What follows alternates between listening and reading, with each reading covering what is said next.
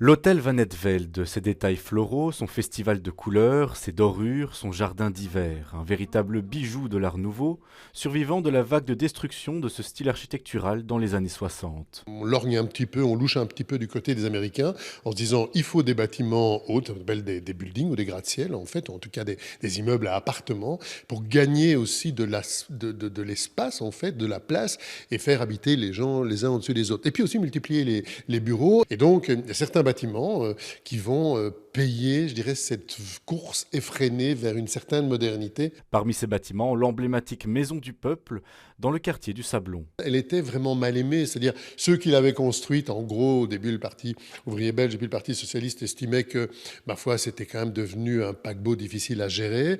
Elle avait déjà aussi beaucoup évolué. Et puis aussi l'idée que l'Art nouveau n'était plus du tout à la mode. On en avait marre de ce style nouille, un peu fatigant et fatigué aussi, avec des courbes, des contre-courbes.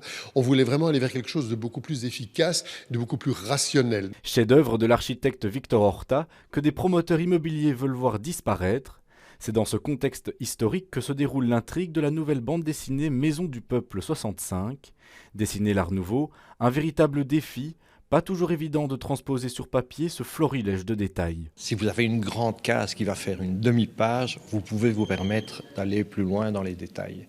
Quand vous avez des plus petites cases, c'est évidemment que je simplifie, je mets pas tout, sinon ce serait illisible, ça ferait une image très brouillée, très lourde. Il faut beaucoup de patience. Le dessin de la couverture, je pense qu'il m'a pris 1 semaine et demie de concentration, de comprendre aussi comment c'est fait, parce qu'il y a parfois sur certaines photos, on ne se rend pas compte si c'est du métal, de la pierre, du verre. Le sort de la Maison du Peuple est tragique, mais elle permet à l'époque une prise de conscience de l'importance de conserver ce patrimoine, un patrimoine qui place Bruxelles comme capitale de l'Art nouveau.